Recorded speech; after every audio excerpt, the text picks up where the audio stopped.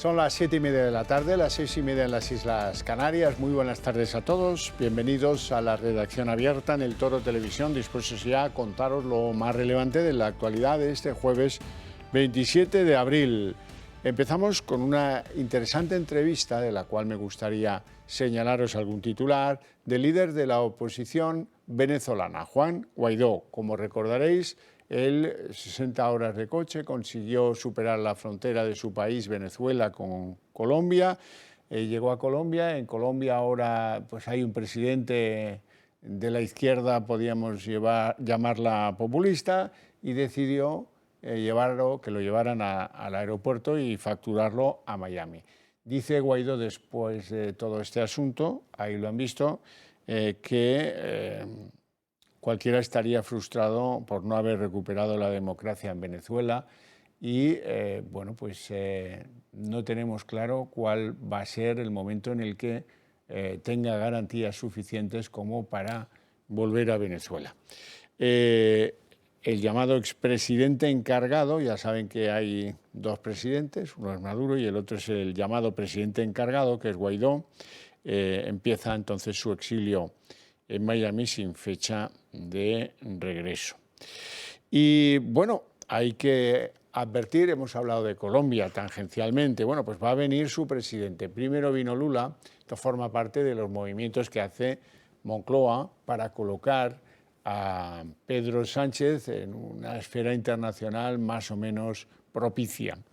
El encuentro con Lula da Silva de estos 2 días atrás ha sido importante. Ahora viene el del líder Gustavo Petro, el presidente colombiano. El presidente colombiano viene a España, donde le van a imponer el collar de la Orden de Isabel la Católica. A este hombre, pues que estuvo en la guerrilla urbana, el M19, que se llama 19 de abril, en Europa es más conocido como el M19. El M es como le llaman en su país, en Colombia. En Colombia, por cierto, al presidente, que fue guerrillero antes que presidente, le llamaban el Cacas. ¿Y saben por qué? Pues le llamaban el Cacas porque en tiempos la guerrilla terrorista urbana, izquierdosa, esta del M19, tenía pues uno de sus planes de actuación tan retorcido que secuestraba ciudadanos en Colombia y los metía en unos hoyos que excavaban en tierra con un agujero para que entrase la luz y no se ahogaran. Y ahí los tenía el tiempo que fuera necesario hasta que las familias de los afectados pagaban un rescate y de ello vivían los del M19. Bueno, y este hombre le llamaban el Cacas porque la gracia que hacía es que defecaba en el agujero por el cual respiraban los secuestrados por el M19. Estas son las cosas que solo se las van a contar aquí. Este es al que le van a poner el collar de la Orden de Isabel la Católica, que seguramente se revolverá en la tumba si es que nos está escuchando. Isabel la Católica, quiero decir. En fin. Bueno, así está el desnortado mundo de Moncloa buscando alianzas con los populistas de América Latina. Y algo positivo que tengo que contarles de Giorgia Meloni. Giorgia Meloni, saben, es la primer ministro italiana, como saben, de un partido que se llama Hermanos de Italia, Fratelli d'Italia, que tiene cierta concomitancia con Vox. Bueno, esta señora, más o menos inspirada por un plan conocido por el plan Orbán, Víctor Orbán, el presidente húngaro, fue el primero que puso en marcha algo parecido. Orbán es primer ministro, no presidente. Bueno, pues puso algo parecido en marcha en Hungría. ¿Y de qué iba la cosa? Pues la cosa va de que a los que superen 2 hijos se les excluya de pagar impuestos. Esta es la vía Meloni para alcanzar un boom de natalidad, un baby boom, pues influido, atraído por lo que podríamos llamar el dejar de pagar impuestos, que es una motivación esencial para muchos y que hay parejas que están en la diatriba, tenemos un hijo podremos pagar, bueno, pues ahora tienen, en Italia van a tener un colchón esencial para tomar esa decisión, que es la promesa del gobierno de Meloni, de que si tiene usted un segundo hijo, pues no pagará impuestos. Bien, y hablemos del capítulo drogas, que como saben me tiene muy concernido y estoy obcecado en que los partidos españoles me hagan algo de caso, incorporen remedio a lo que me parece que tiene remedio si se señala como un problema político. Y yo creo que lo de la droga en nuestro país es un problema político.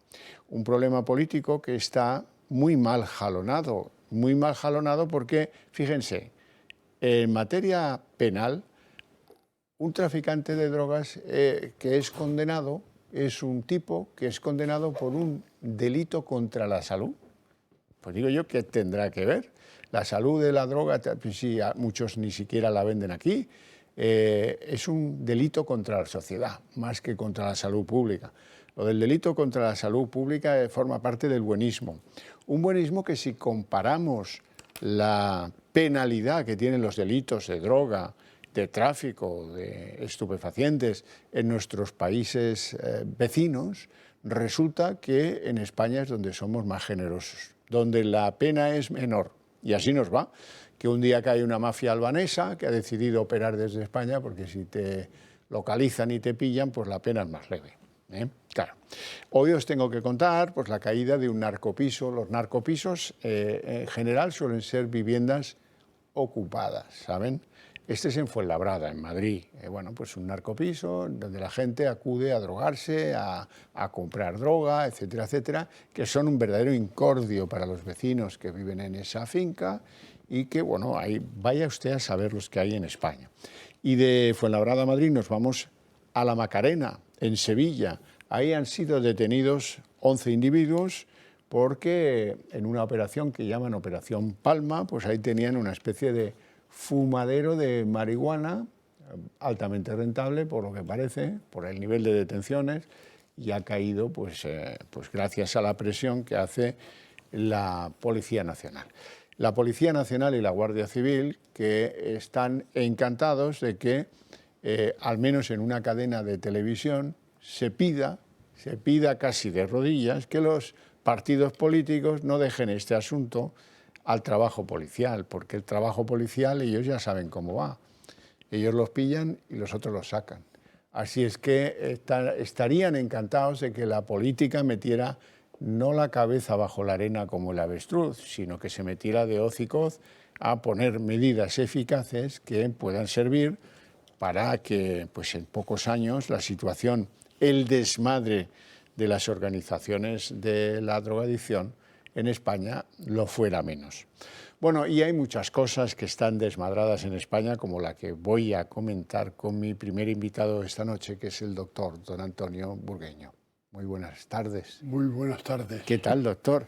Bueno, ustedes ya le conocen, porque fue el gran artífice de aquellos programas que pudimos hacer aquí en tiempos crudos de la pandemia, que sigue estando por ahí. Los programas eran magníficos. Hicimos yo lo único que fui fue un asistente. No. Un asistente encantado. Yo tengo a gala preguntarle cosas, usted lo sabe bien, preguntarle cosas cuando no las sé y cuando quiero que alguien me las pondere, que no sea pues a lo mejor el radicalismo de un periodista que no comprende el mundo sanitario como lo comprende usted, que por cierto hay que recordar que este caballero fue director de hospitales en la Comunidad de Madrid.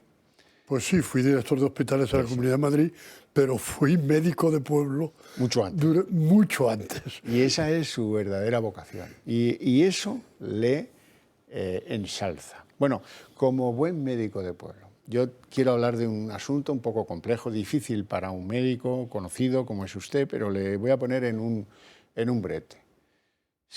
¿Qué ha pasado en la sanidad pública en España en estos últimos meses? Que hemos pasado de salir al balcón a aplaudir a los sanitarios porque viva lo que están haciendo, porque qué pena que hay muchos que han fallecido y han enfermado y tal, a un ambiente un poco de resquemor, en un ambiente en el que, pues por razones las que fuera, resulta que hoy no nos convence el trato que nos dan en los consultorios, en las urgencias y en los hospitales.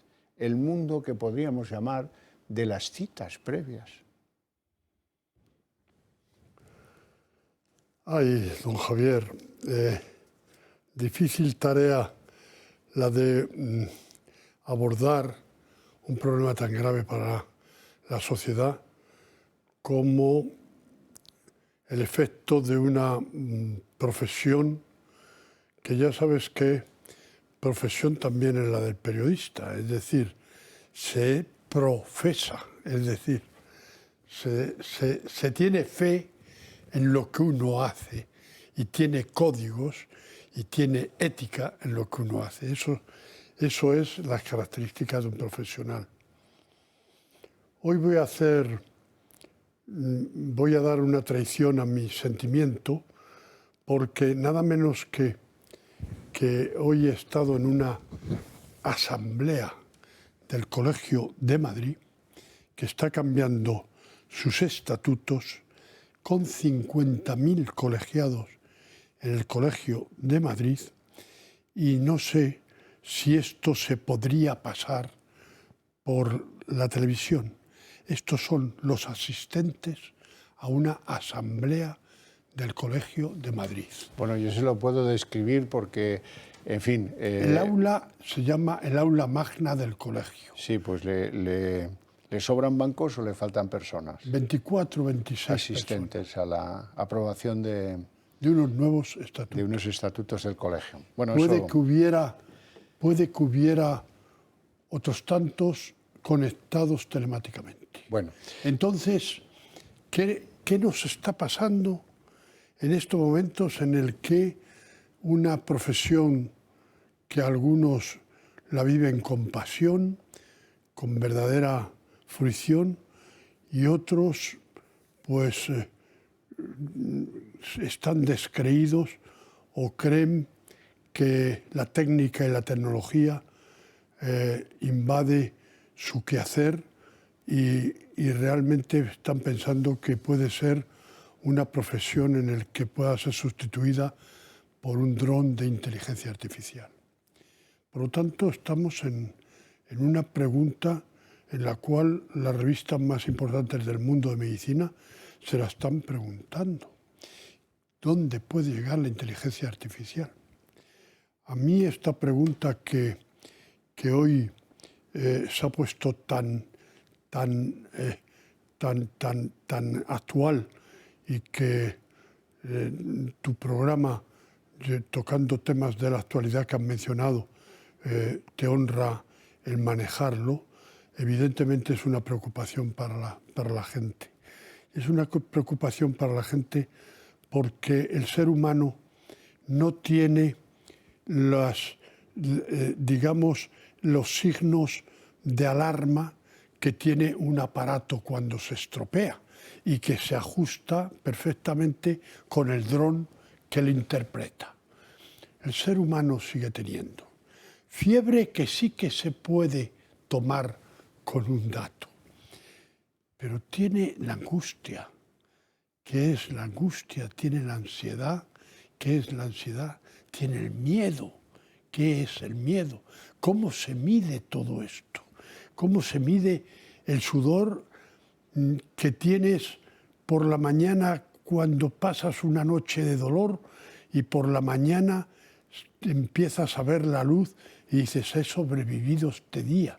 Cuando realmente los médicos estamos a la cabecera de los enfermos, les vemos que cuando amanece el día creen que ya han vivido un día más y para ellos es una enorme suerte. Yo creo que las personas siguen necesitando su relación con un médico. Y si el médico no existe, nos va a sustituir un sanador. Y el sanador existe. Es decir, hay gente que los ves en la sociedad, en los pueblos se veía, pero en la sociedad de toda la vida había quien le importaba la enfermedad del semejante. Era el samaritano, es que me importa tu enfermedad. Me la cuentas y cuando me la cuentas me la estás transfiriendo. Esto que los psiquiatras y psicólogos, pero sobre todo psiquiatras que siguieron a Freud y todo esto, es que realmente necesitas ventilar con otra persona que entienda lo que te está sucediendo. Esto nos lo ha roto el COVID y nos lo ha roto la gran implosión que ha llevado la tecnología en la medicina. Pero sin embargo la gente no se satisface. Por lo menos la demanda de pruebas cada día es más evidente y ante una analítica pues no la tiene usted muy bien. Incluso la gente la sabe interpretar porque ya la analítica viene con unos asteriscos y el asterisco le dice no se preocupe que parece que está muy bien. Por lo tanto, sí, pues yo he visto que estoy todo bien, pero sin embargo no me siento nada bien. El sentirse, el estar, el ser es de una persona que tiene un sentimiento de su enfermedad que necesita un intérprete, y ese intérprete es el médico de toda la vida. Bueno, le ha dado usted un capotazo tremendo a las consultas telefónicas o telemáticas. Ya no le voy a preguntar sobre eso. La pregunta es más amplia. ¿Qué nos está pasando? Decía usted. Pues claro, algunos signos sí empiezan a demostrar que esto se deshumaniza, que el protocolo, el sacrosanto protocolo, o los protocolos hace que uno pues lo lleven a un hospital cuando está malito, ¿verdad? Y si va con un problema pulmonar, pues el neumólogo soluciona lo suyo. Y a lo mejor produce otros efectos no deseados. Y además, pues se le avería el enfermo por otro rincón y no hay una visión global. Claro. Y eso hace mucho en favor, esa tecnificación hace mucho en favor de la deshumanización. Y luego está el conjunto sanitario, que no solo son los médicos. No sé muy bien por qué, pero después del COVID, aun a pesar de los aplausos en los balcones, oye, es que ahora entras a un hospital, preguntas a alguna enfermera y se gira con la escopeta cargada, parece ir en el Montero después de desayunarse con vinagre. O a un enfermero, o a un sanitario, lo mismo ocurre, ¿no? ¿Por qué? A ver, la medicina española ha cometido un error, el sistema sanitario ha cometido un error, de creer que las relaciones estas relaciones de intimidad de persona a persona, que necesitan tanta empatía, se solucionaban con una profesionalización funcionarial. Y el funcionario es un ser que no cuadra con la atención sanitaria. No digo empresarialmente, ahora estoy hablando de que realmente para sentirse en una relación médico-paciente, médico-familia, cuidador, porque el cuidador de enfermería es de cuidador y también es cuidador de enfermos, y además también le da seguridad porque no es un grado de más sabiduría o menos sabiduría. Lo más difícil de hacer muchas veces es lo que hace la enfermera y el enfermero al lado del enfermo que se agobia y que no sabe entender lo que le está pasando, y que la enfermera profesional le llega, le convence, le cuida y se queda tan tranquilo. Realmente eso es una relación entre personas. La relación médico-paciente está sentada en todo desde el principio de la medicina, desde el código Hammurabi, hoy ha sufrido, desde hace unos días, ha surgido la palabra peripatético. La palabra peripatético la utilizaban los médicos aristotélicos, y sobre todo lo utilizaban los médicos también de alumnos de Avicena, y en España algunos alumnos de Avicena que llegaron en la Edad Media y que eran médicos árabes y que venían aquí, hacían médicos peripatéticos de andar caminando, y que en definitiva era cuando se filosofaba, cuando se hablaba de la enfermedad entre los técnicos, entre los científicos de aquel momento, se necesitaba pensar mirando a un sitio, no haciendo diálogo, sino mirando a un sitio. Con el enfermo hay que mirarle a la cara. Y hay que mirarle a la cara porque hay que darle seguridad. Y hay que mirarle a los ojos porque hay que penetrar en el interior del ojo. Bueno, ya sabes que hay hasta una ciencia de nada menos de estudiar el iris, y con el iris se ven muchas enfermedades. He dicho lo de sanador, porque es que hay gente que tiene esa cualidad que no da Salamanca. Salamanca no presta lo que la persona no tiene ganas de curar al de enfrente. Es que curar al de enfrente es trascendental para una persona. Es una trascendencia, es una necesidad para quien vive la medicina con pasión.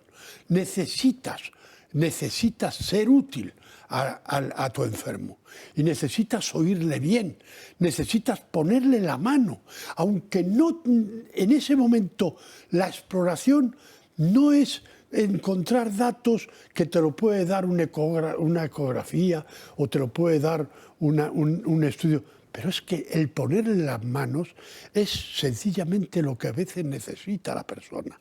Dar la mano y tocarle la tripa y tocarle y auscultarle ese magnífico sujeto que además se lo ponen los médicos para diferenciarse. Sí, para diferenciarse de los que no lo pueden llevar.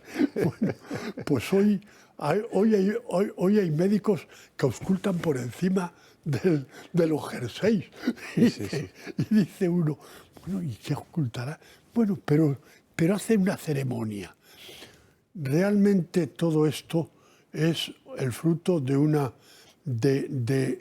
vocación, que es lo que ha diferenciado siempre a un profesional. Y cuidado, Javier, los médicos hemos sufrido miles de años en donde la ciencia, los peripatéticos y todo esto, lo único que sabíamos dar era seguridad, creencia de que, bueno, es que éramos los magos de la tribu. O sea, y como éramos los magos de la tribu, pues les dábamos a la gente determinado grado de seguridad y así curábamos, porque es una ciencia que solo con creer que estás al lado de ella, el arte de curar, evidentemente curaban. Pero sin embargo, la curación real aparece en la historia de la medicina del siglo pasado.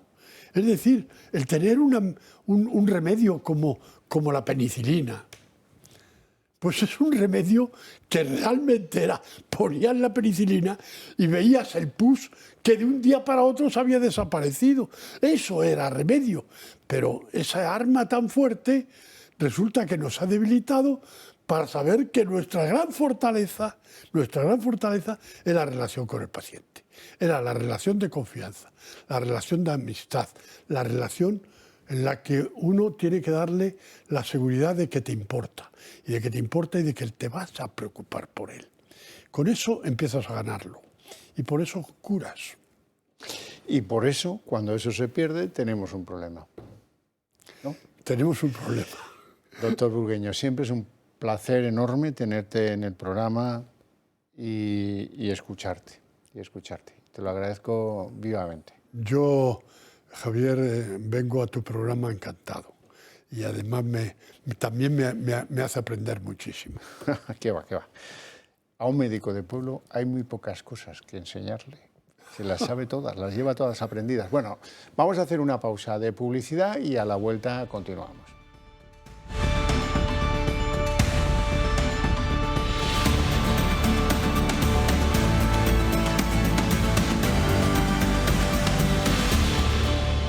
aquí se habla de cosas que en ningún otro sitio encontraréis. Y si os está gustando el programa, mandadnos un mensaje, un SMS al 28088 y por lo que costaría invitarme a un café, o por menos, yo creo que hasta por menos, en buena parte de España por menos.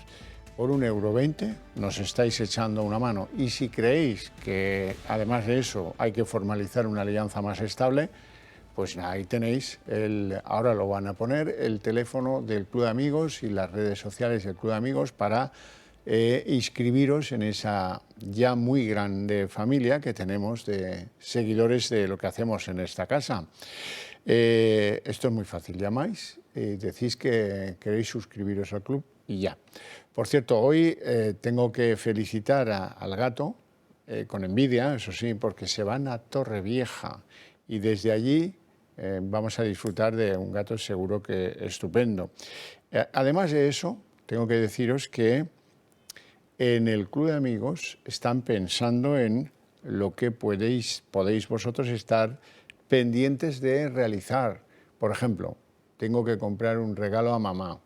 Está a punto de llegar el Día de la Madre. Pues yo os sugiero que os miréis los relojes manuales que os sugiere el Club de Amigos del Toro Televisión.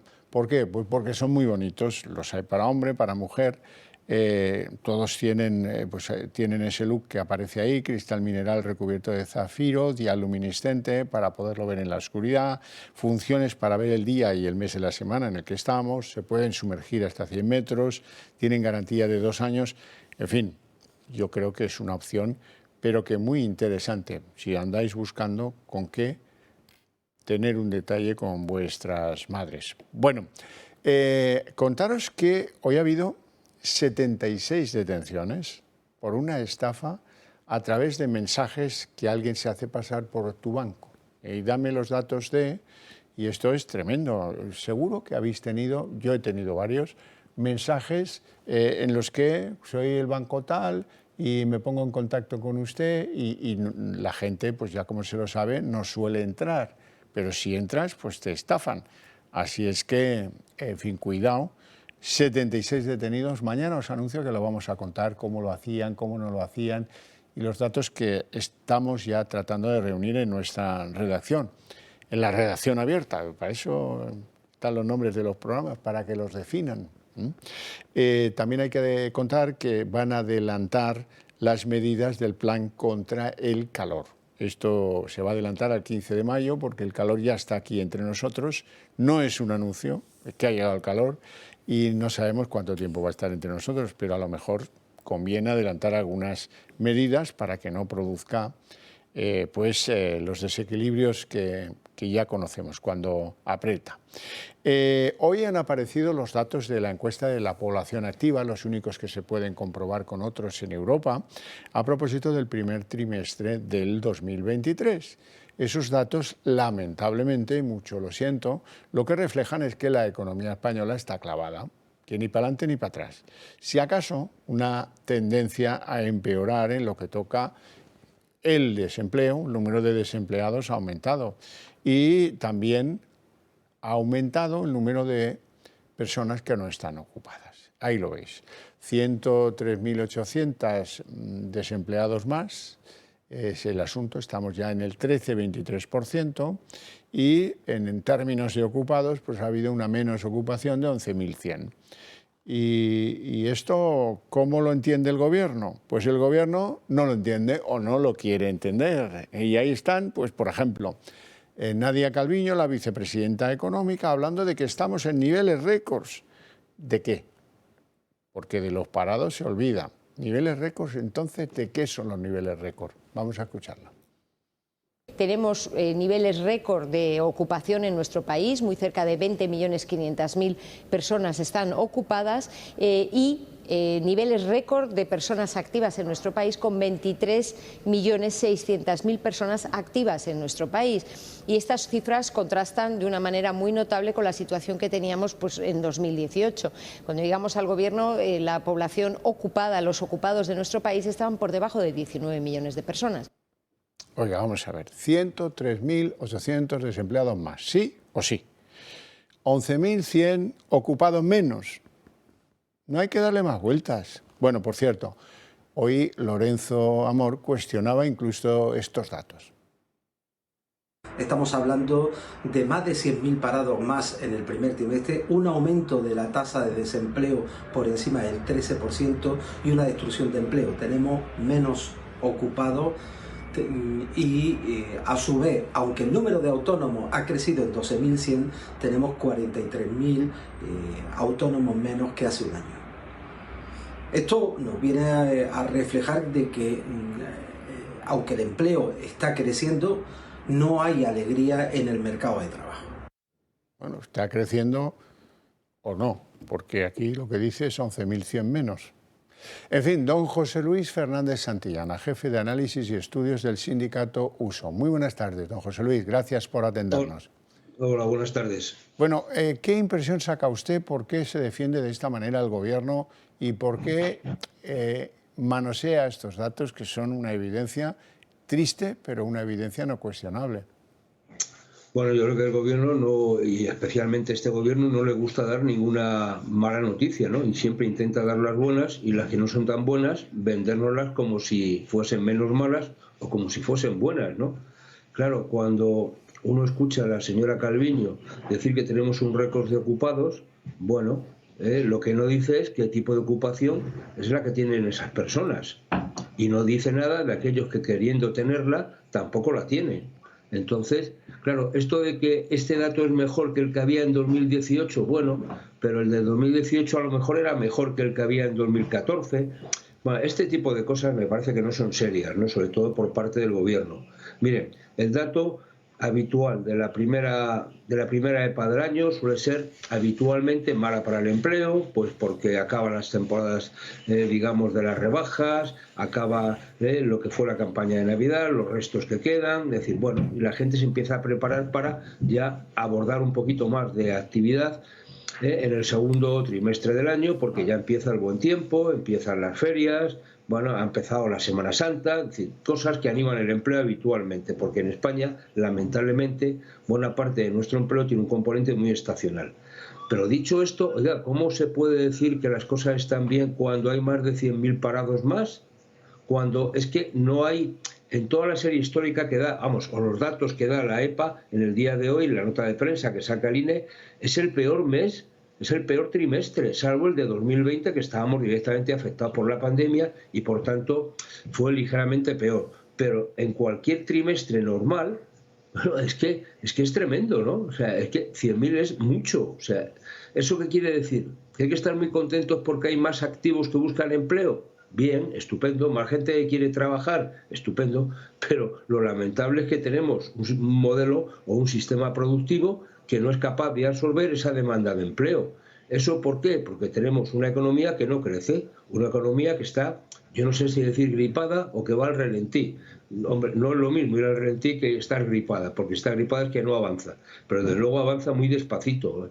Y estamos en una situación casi de encefalograma plano desde el punto de vista del crecimiento económico. Eso hace que el empleo no se reactive y por tanto lo que estamos viendo es cómo la ocupación baja.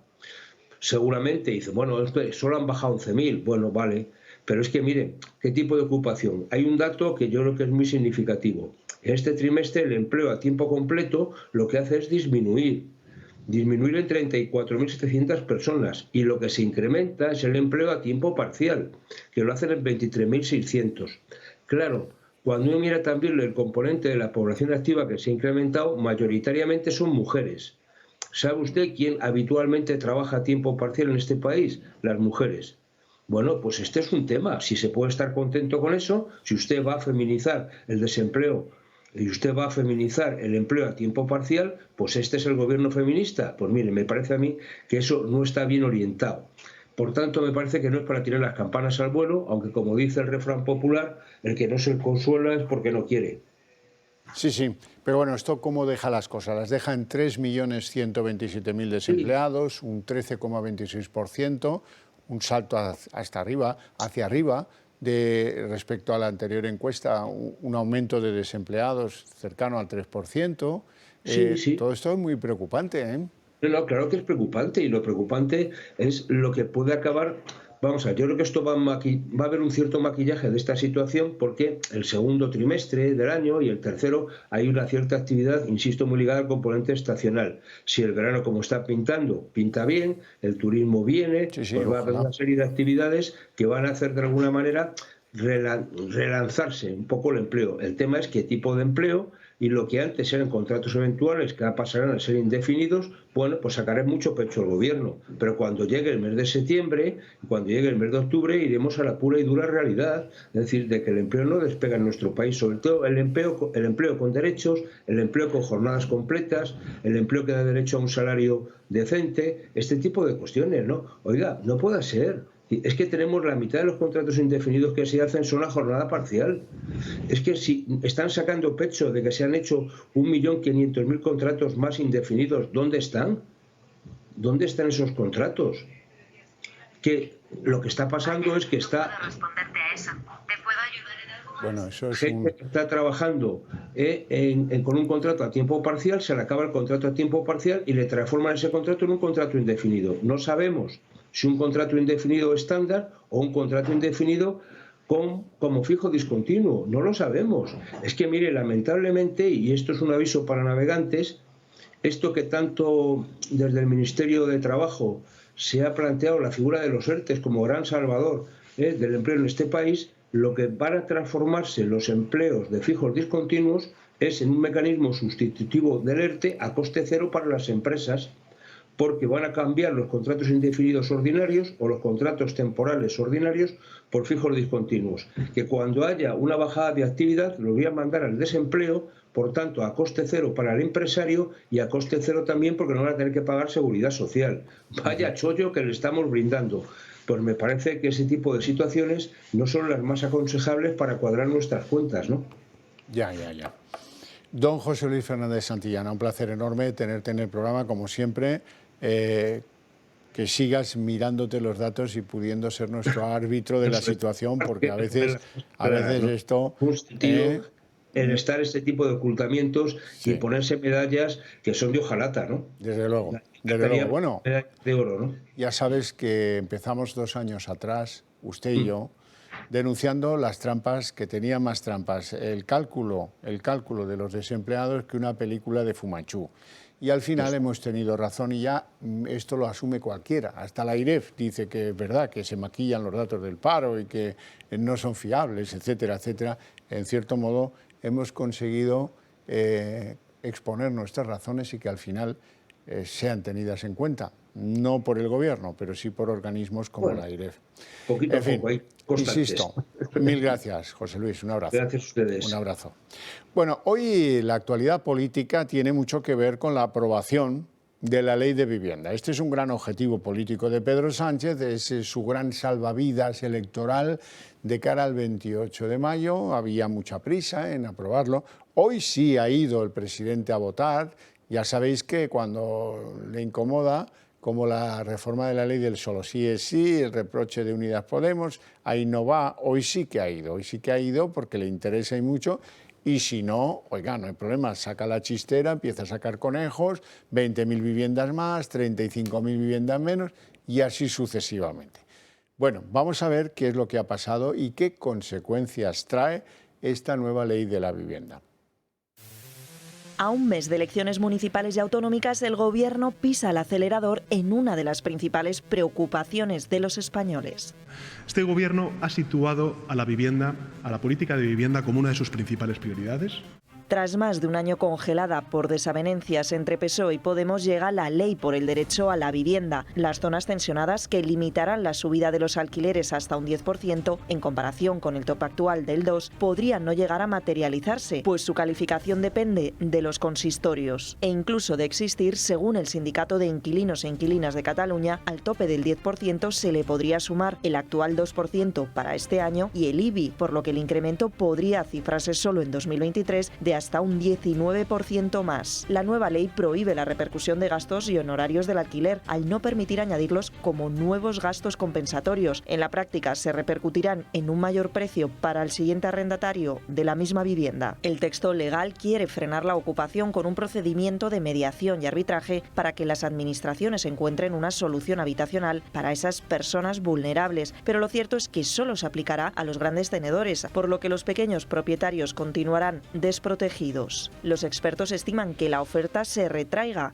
tanto por la imposibilidad de asumir el incremento de las hipotecas que puedan existir sobre dichos inmuebles, como por el hecho de topar los precios, pues ya conocemos ejemplos como el de Berlín en 2015, donde se congeló el precio de 1,5 millones de viviendas y ello provocó una reducción de la oferta de pisos, incluso manteniéndose ciertas ofertas por encima de los precios permitidos. Así que cuando desde Presidencia se dice que esto va de que la gente tenga vivienda digna a precio razonable, cuidado, porque ejemplos pasados nos enseñan que distorsionar el mercado de la vivienda afecta negativamente a arrendatarios y arrendadores. Mini pausa para la publicidad y a la vuelta abrimos la mesa de análisis político.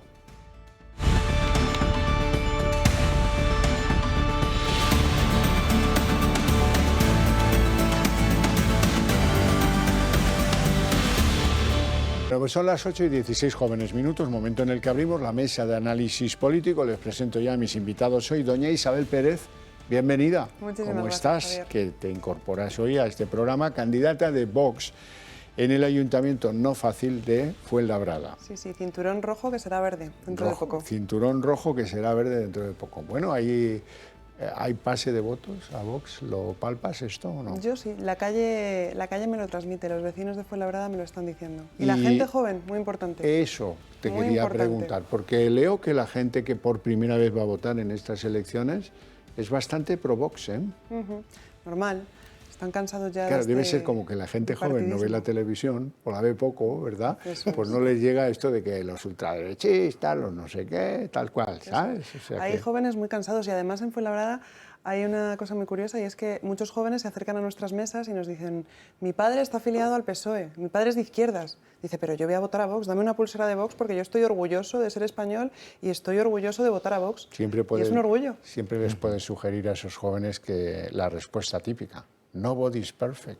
¿eh? Bueno, don Paco Álvarez, bienvenido. Buenas tardes. Don Paco, historiador, geógrafo, el hombre de la herencia de Roma en España y de España en Roma, que la hubo en los dos sentidos de la carretera. Sí, ¿Cómo sí. va todo, Paco? Pues muy bien, encantado de alegra estar mucho. aquí a estas horas y además con Isabel. Yo tengo varios amigos en Fuenlabrada, no muchos, pero tengo 6 o 7 y todos me hablan muy bien de ti y de la candidatura y del cambio. Toma piropazo. Oye, Esto qué no alegría, suele- me acabas de poner la piel de gallina, ¿eh? O sea, Eso no, es, en serio, muchas gracias. don Paco Luego les es- mandaré una foto para que le tengan envidia. Yo Genial, hace gracias. algunos años que conozco a Paco Álvarez y es parco en el elogio, ¿eh? O sea que ahí lo dejo, ¿eh? No quiero Sí, sí, desvelar sí. nada. Soy Paco en el elogio. Hemos contado que antes de que empezara la mesa, estábamos contando que hoy sí que estaba Sánchez, ¿eh? El día de la ley del solo sí es sí, no. Pero hoy sí que estaba allí porque, claro, era fundamental la ley de vivienda, una ley que les hace un 7 como una catedral a los propietarios, que tendrán que superar no sé cuántas trabas más, en las que no podrán a lo mejor ni querellarse si son grandes propietarios. Ahora un gran propietario es alguien que tiene 5 viviendas de alquiler. Antes era otra cosa, eran los fondos buitre y tal. No, ahora ya esto, en fin, que es una ley propicia para los ocupas y una ley pues que complica muchas las cosas para los propietarios. Eso por no hablar de que sigue manteniendo los topes de los alquileres, que es un factor, no hace falta ser economista, ¿eh? Si tú impides que alguien que para complementar su pensión tiene una casa de alquiler pueda incrementarla al mismo paso que va la inflación, pues ¿qué va a pasar? Que acabe vendiendo la casa o que decida no alquilarla, porque además está el temor a los ocupas, a los que también favoreces con la ley. Bueno, y a Sánchez, ¿por qué le era crucial esta aprobación hoy? Pues porque quiere presentarse a elecciones como el tío que saca de la chistera, venga viviendas y venga viviendas y venga viviendas. Un día 50.000, otro 43.000 y después las 20.000 que vienen de defensa, de terrenos de defensa. La única amenaza que le queda a Pedro Sánchez es la de las comunidades autónomas, que muchas de ellas van a estudiar la ley con lupa y probablemente lleven al Constitucional, por invasión de competencias, algunas de las cosas que dice esta ley. El Congreso da luz verde a la ley de vivienda. La norma, que llega a la recta final después de un camino agónico, ha salido adelante con el respaldo de 176 votos, que representan la mayoría absoluta, frente a los 167 en contra. Una votación en la que sí ha estado presente Pedro Sánchez, en contrario a la del sí es sí. En concreto, el texto ha contado con el apoyo del PSOE, Podemos, RC, Bildu y otros pequeños aliados del Gobierno. En contra se ha situado el PP, Vox, Ciudadanos y Foro Asturias, pero también el PNV, Junts, PDeCAT, la CUP y Coalición Canaria, que se descuelgan de la ley alegando invasión de competencias del Estado hacia las comunidades autónomas. La ley impondrá nuevos límites a la subida del precio del alquiler en toda España. Permitirá rebajar la figura del gran tenedor de vivienda de 10 a 5 inmuebles e impedirá a estos propietarios desahuciar a inquilinos vulnerables sin un acto de conciliación. Pedro Sánchez, por su parte, no ha dudado en sacar rédito y se ha empleado de lleno con diversos anuncios de creación de vivienda desde hace 2 semanas. El último este martes en el Senado, con el anuncio de 20.000 nuevas viviendas públicas en terreno del Ministerio de Defensa. El Gobierno espera que este plan pueda aprobarse el próximo 9 de mayo en el Consejo de Ministros, por lo que todo esto parece una promesa electoral por la proximidad de los comicios. Tras la votación de la ley, el presidente del Gobierno, Pedro Sánchez, ha querido sacar pecho. Presume de cambiar de paradigma y define de hito democrático la aprobación de la norma. Dar las gracias a los distintos grupos parlamentarios con los cuales hemos logrado, creo que, uno de los principales hitos de esta legislatura y también de esta democracia. Por su parte, la ministra Yone Belarra afirma que la ley pone coto a la especulación. No es casualidad que hayamos tardado más de 40 años en aprobar la primera ley de vivienda estatal. Esto tiene que ver con que la vivienda ha sido el gran negocio español y por fin empezamos a ponerle coto a la especulación. La norma, que llevaba en el Congreso bloqueada más de un año, pasará ahora al Senado para acelerar su tramitación y entrar en vigor antes de las elecciones autonómicas y municipales del 28 de mayo. Yo no me acuerdo. Bueno, el problema de la vivienda, desde luego, no se arregla con estas medidas. Lo de las que ofrece Pedro Sánchez y que es su gran cartón electoral, ya saben que depende de que Tezanos le pasara un papeluco diciendo: hoy el 17% de la gente joven va a votar a aquel que le ofrezca soluciones de vivienda. Y ¡buah!, a bodas me convidan. Ahí está el primero que cada día saca de la chistera, venga, de miles de viviendas que va a hacer. ¿Quién va a hacer? Porque, vamos, el año que viene él no va a estar. Pero siempre con la amenaza en la boca. María Jesús Montero decía hoy, a propósito, ahora lo único que le puede estropear la fiesta a Sánchez es que alguna comunidad airada lleve esto al Tribunal Constitucional. El aviso o la advertencia con cara de vinagre de María Jesús Montero. El Estado de Derecho tiene mecanismos para hacer cumplir las leyes, pero en cualquier caso yo no quiero ni siquiera estar en el supuesto de que una comunidad autónoma gobernada por el Partido Popular diga no cumplo la ley. Es verdad que hemos asistido al no cumplimiento de la Constitución y de forma, pues yo diría que estruendosa, ¿no?, por parte del Partido Popular, que va haciendo gala del incumplimiento constitucional y además lo hace, según ellos, en pos de la independencia del Poder Judicial. Doña Isabel Pérez, te ruego que desde la óptica del municipio que tú quieres liderar, nos hagas un retrato de cómo está la vivienda, las necesidades de vivienda, los ocupas y los alquileres. Bueno, Fuenlabrada es una ciudad, un municipio de la Comunidad de Madrid de 200.000 habitantes y tenemos un grave problema de vivienda, porque a Sánchez se le llena la boca ahora con las viviendas sociales y en Fuenlabrada, donde lleva gobernando el Partido Socialista durante casi 44 años. ¿Qué me dices? Casi 44. No hubo alcalde anterior, ha habido alternancia, bueno, el que durante la pondría democracia. Franco, ¿no?, digamos. Es. Y todo lo demás, habéis tenido ahí socialismo. Políticas socialistas, pues intervencionistas. Ya os merecéis algo distinto. Hombre, ya es hora del cambio en Fuenlabrada y del cambio de las políticas de izquierdas, que no solo tenemos que sacar a los políticos, sino que tenemos que cambiar las políticas. Siga siendo labrada la fuente, ¿sabes? Que no la hayan dejado de labrar, ¿no? En fin, bueno, a lo que vamos. Y bueno, tenemos un gravísimo problema de vivienda en Fuenlabrada. Hay muchísimos jóvenes que no pueden acceder a su primera vivienda en nuestra localidad y se tienen que ir a a ciudades limítrofes e incluso a municipios de otra comunidad autónoma, porque de no Castilla-La Mancha. entiendo. Porque no se construye. Desde el año 2010 hubo un plan de vivienda social del Partido Socialista, el plan Vivienda 2006-2010, que no está ejecutado. Hay muchísimas personas que se apuntan para adquirir una vivienda social y resulta que la lista de espera es interminable y no hay vivienda social. Es decir, hay mucha demanda y nada de construcción de vivienda social, ni en alquiler con opción a compra, ni para compra. Y luego las viviendas sociales que tenemos de la Agencia Social de la Vivienda de la Comunidad de Madrid están en una situación de absoluto abandono por parte de la Administración autonómica y esto es lo que tampoco puede ser. Yo he estado personalmente en esas viviendas y tenemos a legítimos propietarios o arrendatarios que están pagando su alquiler, que están pagando sus impuestos y se ven obligados a convivir con ocupas, con delincuentes, ante la mirada ciega de la Administración, tanto local como autonómica. Desde servicios sociales del Ayuntamiento se deriva a personas en situación de vulnerabilidad a estas viviendas sociales del IBIMA y resulta que, claro, las familias salen atemorizadas. Eso no es una vivienda digna. ¿Tenéis mucho ocupa?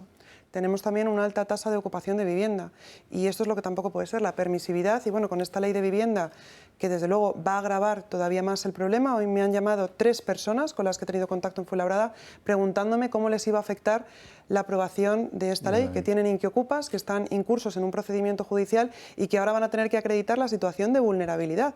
Entonces, yo me pregunto si el acceso a la vivienda es un derecho fundamental, porque está grabado como si fuera un bien de lujo. Tenemos que bajar los impuestos, tenemos que liberalizar el suelo que no esté protegido medioambientalmente y tenemos que facilitar todas las trabas burocráticas y todo el tema de las licencias. Permíteme un inciso, un inquiocupa, a lo mejor alguno no lo sabe.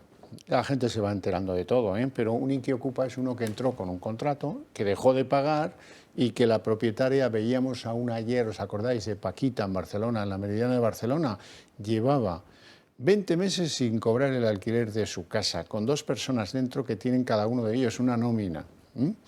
Y 10 meses de procedimiento judicial hasta que alguien los eche. Ya veremos si los echan o no los echan y cuándo los echan y cómo dejan la casa cuando... Hay situaciones en Fuenlabrada que yo he conocido de propietarios, pequeños propietarios que están pagando su hipoteca, no pagan el alquiler los inquiocupas, personas que entraron con un contrato y que han dejado de pagar y que llevan meses, incluso años, sin pagar nada y esas personas, esos propietarios están pagando la hipoteca y están atemorizados con esta ley. Es aterradora. Sí, sí, es una ley en la que pues el grupo mayoritario de la izquierda política de este país ha decidido tomar partido y han tomado partido por los ocupas y no por los propietarios y no por favorecer el desalojo de los que están indebidamente, algunos con sueldo, no pagando esto, dice porque son vulnerables. Con sueldo y con ayudas sociales del Ayuntamiento y de la Comunidad de Madrid. La pregunta que yo hago cuando oigo esto de que son inquilinos vulnerables, ¿qué se creen? ¿Que el propietario no es vulnerable? Eso es. Ya el propietario no paga el IVA y no paga los impuestos como cualquiera más en este país. No es vulnerable, no depende a lo mejor alguien con una pensión corta. Oiga, en este país hay viudas. ¿Saben cuál es la pensión media de una viuda? 600 euros. ¿Cómo se vive con 600 euros? Pues es evidente que muchas viudas les ha quedado un pisito y, bueno, pues con ese pisito, del alquiler de ese pisito y la pensioneja que tienen, pues sobreviven. Si falla un mes el pisito, el edificio de la pobre viuda se viene abajo, sí. Paco. Totalmente. Es que aunque esa sea la pensión media, la pensión normal de viudedad está más cerca de los 300 que de los 600. Claro, bueno, sí. Entonces, quiero decir, hay mucha gente que ha trabajado toda su vida, ha cotizado toda su vida, ha ahorrado toda su vida para tener una ayudita, como has dicho, cuando llega la hora de la pensión y resulta que tenemos un gobierno que en vez de premiar ese ahorro, premiar esa vida de trabajo, lo que hace es precisamente esta que veis ahí es la señora Paquita, la que yo hacía referencia ayer. Y veréis que estaba en una tienda de campaña frente al lugar diciendo 10 meses esperando juicio, 20 meses sin pagar el alquiler. Y dicen que son vulnerables. Vulnerable ella. Exacto. ¿Y por allí no ha pasado Sánchez? No, por allí no ha pasado. ¿Sabes lo que pasó? Así que se dio cuerda a esta noticia, que fue la policía y dijo, señora, levante la tienda que usted no puede estar aquí. no Y la puedes pobre estar. mujer ha tenido que ir con una silla porque no depone su actitud, porque es que necesita cobrar. Si hubiera desalojar. ocupado una casa sí podía estar, pero estar un rato en la vía pública protestando contra este gobierno, eso no. Eso es muy... Sí, Eso sí, no. eso Es que la lo ley esta es tan espantosa que no hay por dónde cogerla. O sea, evidentemente hay dos cuestiones muy rápidas, porque si no podríamos estar aquí toda la vida. Pero evidentemente lo que han hecho, y cómo iba a ser de otra manera, Bildu, Esquerra Republicana y Podemos, que son los que han escrito esto, es proteger a sus amigos. Hay que recordar que mucha gente de Podemos viene del mundo ocupa. Ada Colau, estábamos hablando Por de ejemplo. Barcelona, pues esta Claro. era la presidenta de una asociación que trataba de impedir los desalojos, a la que, por cierto, ungüentó con dinero municipal indebidamente y sin hacer concursos. Eso Exacto. se llama malversar. No Ah. quiero yo, posiblemente sea malversación, ya veremos qué dice el juzgado. Desde Yo luego. creo en la justicia. Desde luego, las ayudas que está dando Ada Colau a cualquiera que sea antisistema, algún día habrá que echarle un ojo. Pero bueno, quiero decir eso por un lado. Y luego tenemos la otra cara de la moneda, que es gente de Podemos que dice que no existe la ocupación. Porque en su mundo rosa, evidentemente no existe. Pero quiero decir, si haces una ley por comunistas, nacionalistas con Z, herederos de ETA, sobre la vivienda de toda España, que iba a salir mal. Hombre, es evidente que todo iba a salir mal. Entonces, han puesto la carga de la prueba en el propietario, Eso es. en esa persona que estuvo ahorrando. Demuéstreme usted que no es propietario de más de 5 inmuebles. Puñetas tengo yo Y tiene que demostrar que el inquilino es vivienda habitual vulnerable. y que es vulnerable. Claro, pero O sea, ¿por el qué? Oiga, propietario. yo demuestro que la casa es mía, que ese señor no tiene que estar ahí, punto pelota, lo saquen. Es que no hay ni que discutirlo. O sea, quiero decir, no hay ninguna ley, tanto que cuando les interesa dicen, no, para parecernos a Europa. Mentira, pero bueno. En Europa no hay leyes permisivas con los ocupas como las de aquí. En absoluto, en absoluto. Y por cierto, en Europa, donde han pensado durante poco tiempo estas tonterías de poner tope al alquiler, han llegado a la conclusión en Berlín, en París o en Barcelona, En Barcelona también. que esto no funciona, que esto estrangula la oferta. La gente dice, oye, pues ¿sabes qué? Si me voy a tener que comer la inflación y esto va a peor y encima tengo riesgo de ocupar, lo vendo y hay apenas. Y desaparece parque de viviendas en alquiler. Es que no ha funcionado nunca. Es que se hizo en el siglo I antes de Cristo en Roma. En Roma la mayor parte de la gente vivía de alquiler en pisos, como aquí. Y los pisos eran carísimos. De hecho, hay un caso ya en la época imperial, que el rey de Bitinia vino a exponer unos problemas y tuvo que compartir piso porque no podía pagar un alquiler. Y en hasta 3 ocasiones hubo 2 pretores, me acuerdo de Dolabella, e incluso Julio César, antes de ser dictador, intentó que se topara el precio de los alquileres. Entonces, Julio César lo intentó y dijo, no lo podemos hacer. ¿Por qué? Porque inmediatamente la gente dijo, muy bien, no alquilo nada. ¿Sabes? En ese caso sí había muchos especuladores. Es que Julio era un buen César, Pedro Antonio José es un mal César, que todo tiene que haber. Bueno, por cierto, hablabais los dos de Podemos, y hemos hecho un ejercicio de prospectiva, porque van saliendo encuestas deslavazadas, una dice una cosa, otra dice otra, y hay que ponerlas un poco en solfa. ¿Qué posibilidades tiene Podemos? Parece que las últimas encuestas lo que nos dicen es que en muchas comunidades no va a entrar en las cámaras legislativas, que en segundo lugar, que Sumar dobla lo que puede sacar Podemos, este 28, y también en las generales, y en tercer lugar, que aunque sumen ustedes lo que Unidas Podemos y Sumar puedan obtener, estas encuestas dicen que bajaría eso del orden de lo que tienen ahora, que son 35 escaños, a aproximadamente 25. Pues no está mal la cosa, vamos a verlo.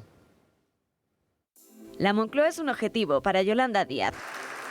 No así para su plataforma Sumar. La cuestión es ¿por qué? Porque Sumar ni se ha reconocido como partido político ni se ha inscrito como tal en el Ministerio del Interior. Una contradicción después de que la vicepresidenta segunda del gobierno haya hecho uso de esta plataforma para ensalzarse como si de un partido se tratara, pero contando con las ventajas fiscales de ser por ahora solo una asociación sin vinculación a ningún partido político. Una razón que le lleva además a escaparse por el momento del control del Tribunal de Cuentas y justificar la manera en la la que ha recaudado 100.000 euros a través de microdonaciones, al margen de sus obligaciones financieras y de auditoría a las que está obligada al cumplir un año desde su fundación. Lo que sí estaría incumpliendo por ahora es con la ley de transparencia, porque, por ejemplo, en su página web no se detalla ni su organigrama. La intención de la titular de Trabajo pasa por recuperar las relaciones con Podemos tras el 28 de mayo, y crear ahora mismo un partido político le obligaría a la constitución de un organigrama, es decir, un reparto de poder en el que ahora mismo ni siquiera está pensando, al menos hasta ver si la formación morada se hunde en los próximos comicios. Es más, es posible que Podemos incluso se quede a las puertas de la propia Asamblea de Madrid. Según las encuestas, Sumar se hace con una parte importante de Podemos en caso de ir por separado en unas generales. Sin embargo, juntos no llegarían ni a sumar los 35 escaños que, por contra, sí que consiguió Podemos en las pasadas elecciones generales de 2019.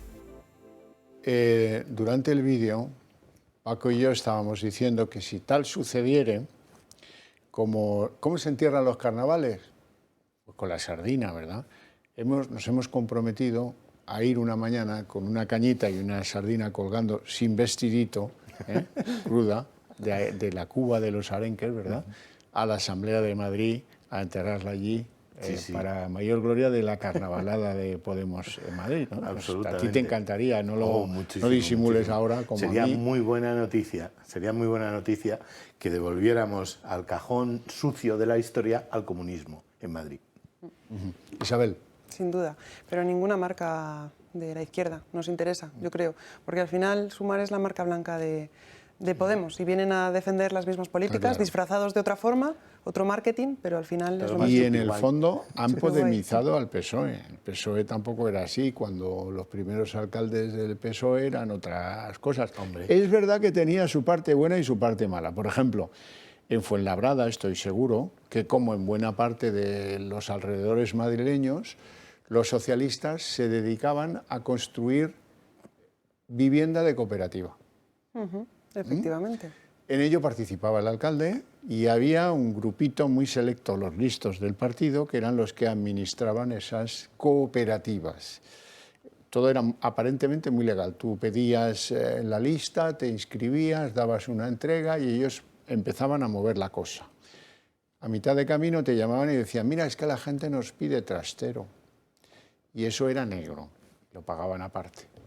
O es que la gente nos pide parking. Si dieras pues 10.000 más, te daríamos también el parking. Cualquiera dice que no, el que decía que no lo borraban de la lista y ponían a otro.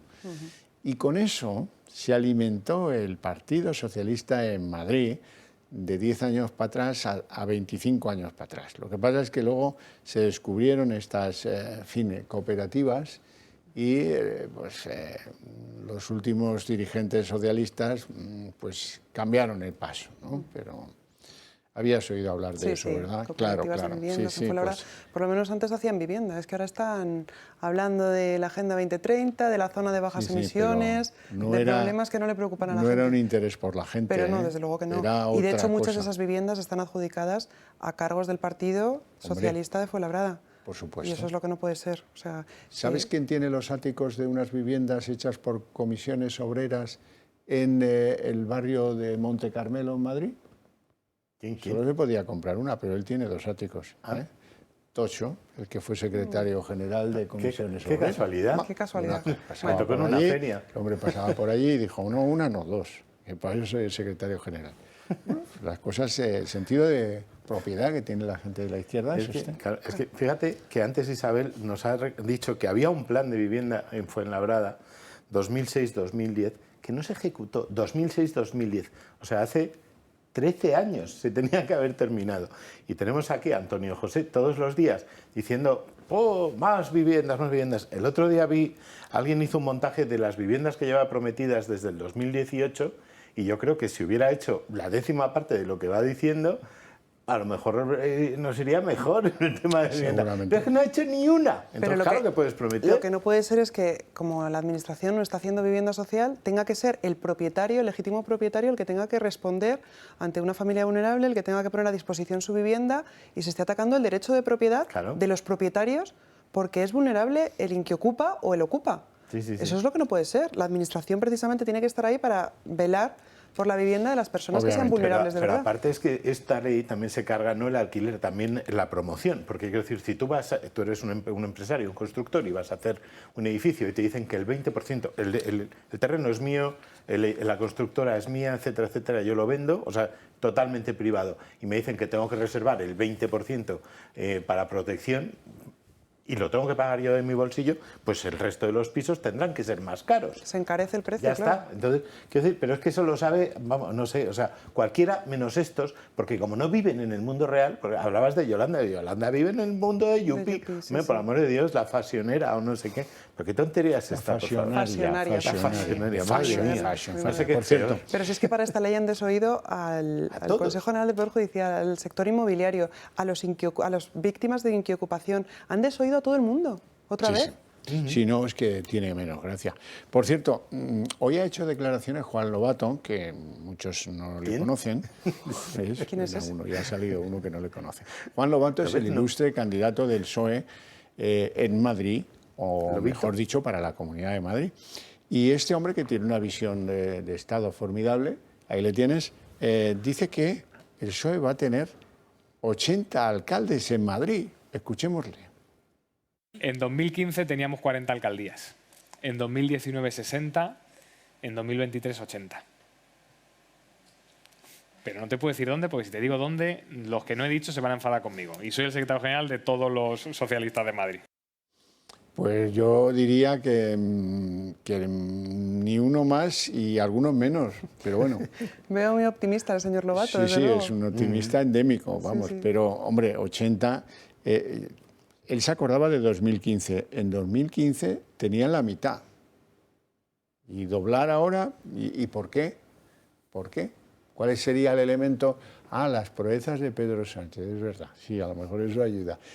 Y lo que no se entiende entonces, Lobato, es por qué hay tantos alcaldes que dicen, no, aquí mejor que no venga, que se vaya a ver a Joe Biden. No, no, no. Uno de ellos es Emiliano García Paje, el varón manchego, que, por cierto, esta es otra buena señal para los que nos escucháis desde esa comunidad autónoma tan querida. Tenéis que sufrir a la portavoz del Gobierno, esta que retuerce los refranes y está destrozando esa parte tan para presumir que tiene la cultura de la Mancha y de aportación al castellano, ¿verdad?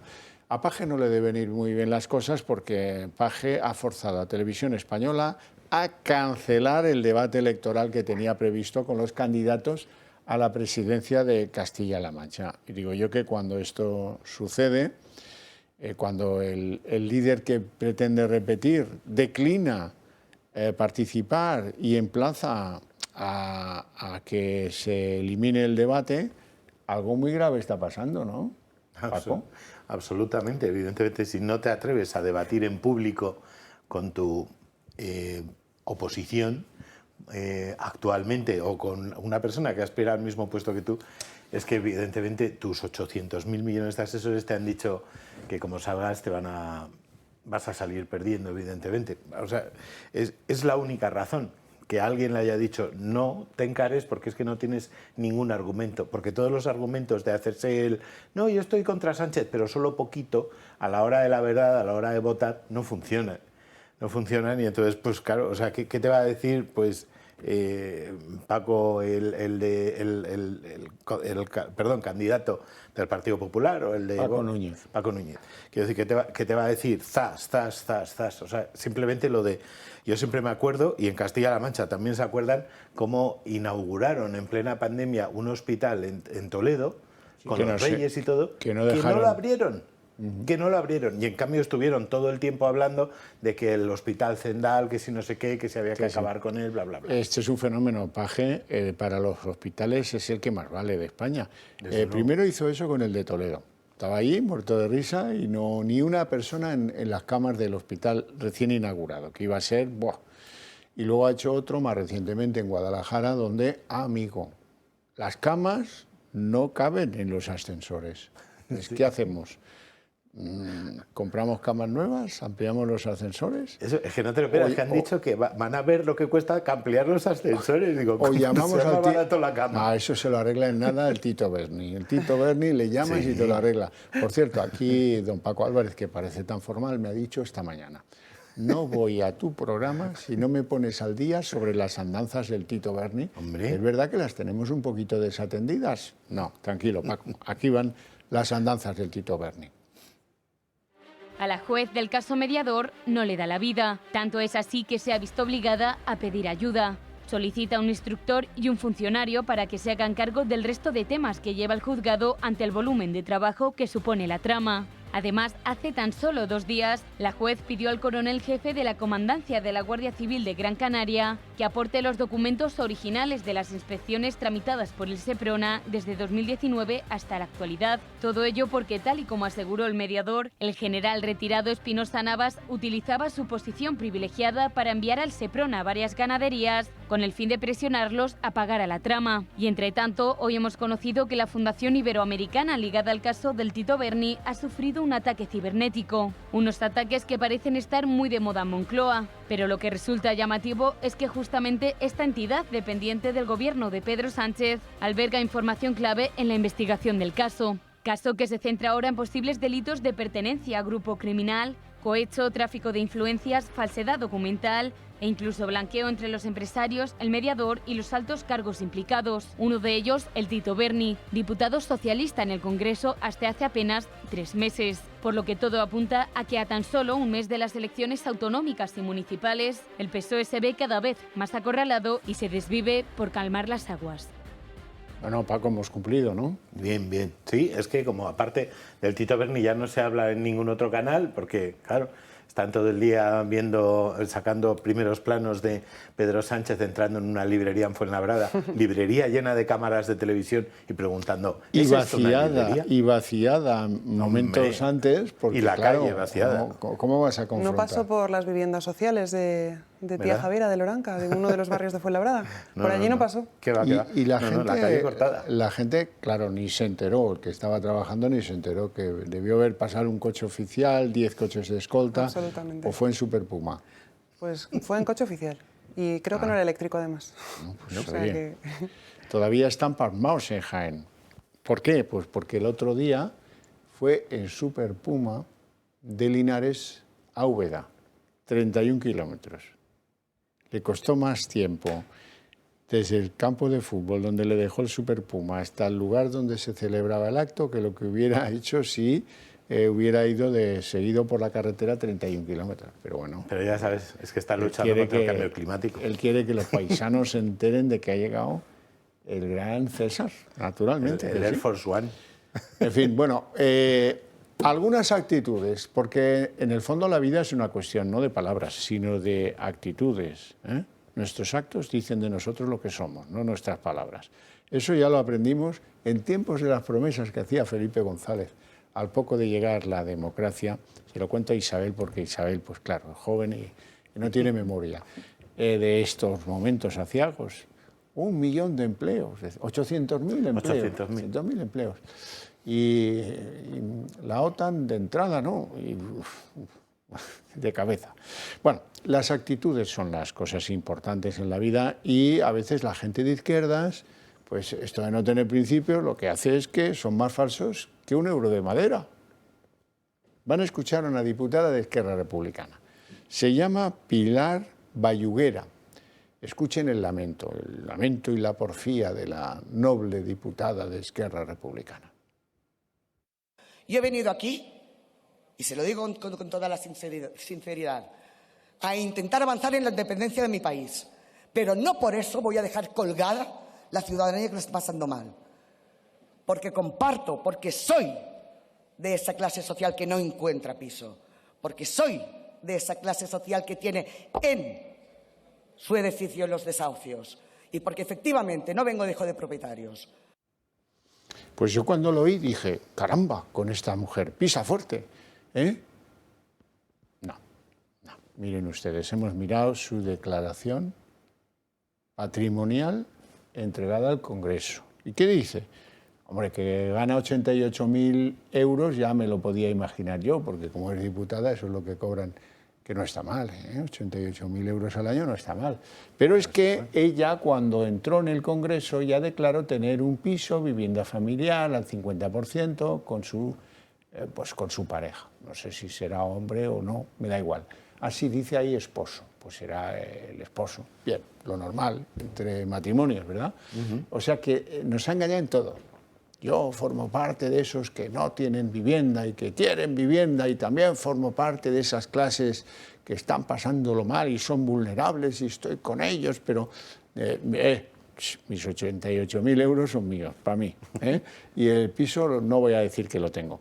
También Ada Colau hacía lo mismo y era propietaria. Estaba en contra de los desalojos porque los vulnerables tal, pero también tenía vivienda. Bueno, y Pablo Iglesias, que decía que iba a vivir en el barrio donde siempre había vivido, en Vallecas, y en cuanto pudo se compró un humilde chalet en Galapagar, ¿no? Un humilde, entre comillas, no, la ironía, Isabel no se entiende. Un chaletazo en Galapagar, que ya lo hemos visto todos, por cierto, con seguridad pública pagada por todos también, porque allí había la dotación de 2 o 3 cuarteles de lo que son esas poblaciones, Galapagar y los limítrofes.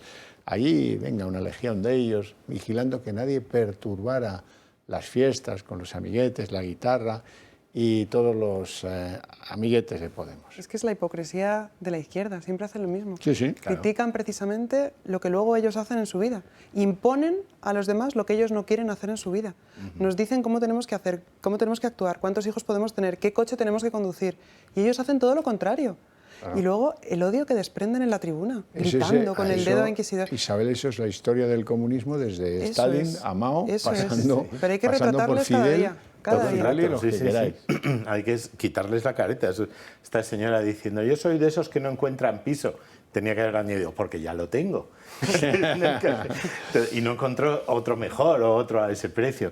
Pero eso, quiero decir, hombre, por amor de Dios, por desgracia, la mayoría de los españoles no ganamos 88.000 euros al año, y mucho menos por hacer más, lo que... nos quedamos bastante lejos. Exacto, y mucho menos por hacer lo que hace ella, o sea, porque encima se lo pagamos nosotros para que suba ahí a insultarnos y a decir que somos fascistas y que se quieren ir y que la republiqueta y que no sé qué. Entonces, quiero decir, ¿qué haces con esta gente? O Yolanda, que también hoy ha estado muy defensora de la ley de la vivienda, pero hija mía, si vives en un piso que es nuestro, de todos los españoles, de 400 metros cuadrados, que te lo pagamos nosotros, y todavía tú dices, no, es que la vivienda... Pero ¿tú qué sabes del mundo? Evidentemente nada. O sea, y la pasionaria me gustaría ver las fotos, a la gente que piensen, oye, pues sí, esta chica, qué bien viste, que vean cómo vestía antes. Bueno, este programa se llama La Redacción Abierta porque les contamos las cosas tal como salen del grifo, en tiempo real. En tiempo real se acaba de entregar el conductor del vehículo con gentuza que ha atropellado en 2 lugares distintos del Paseo de Extremadura en Madrid a ciudadanos que iban caminando. Una es una persona que iba con un bebé. Bueno, este conductor, se sabía de él que era alguien con antecedentes, estaban huyendo de una persecución de la Guardia Civil. Han atropellado en 2 puntos de la misma calle a diferentes personas viandantes que iban por allí. Y ahora, pues el conductor se acaba de entregar, después de haber producido un doble atropello mortal. 2 muertos y varios heridos, que los heridos hay alguno que de pronóstico reservado no tiene, eso no es tener un buen pronóstico.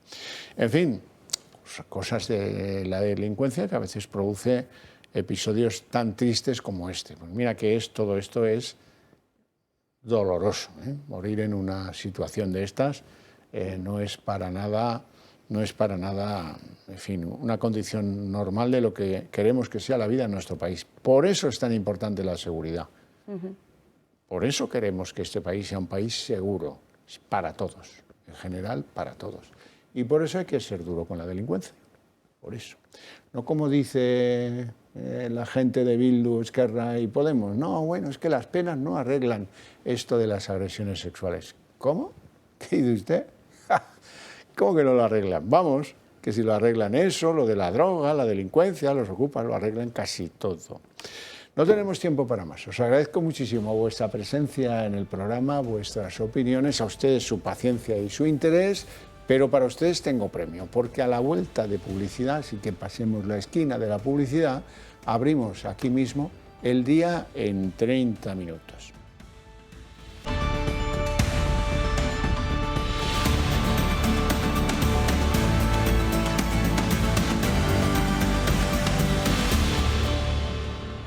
El día en 30 minutos. Pedro Sánchez ha conseguido algo estratégico para él, para enfrentar las próximas elecciones del 28 de mayo. La aprobación de la ley de vivienda que, claro, considera que es un hito histórico. La ley toma partido descaradamente por los ocupas y pone más trabas para que los propietarios puedan defenderse con desalojos y recuperar sus viviendas. Sánchez ha estado hoy, sí, esta vez sí, presente en la votación, no como el día de la reforma de la ley del solo sí es sí.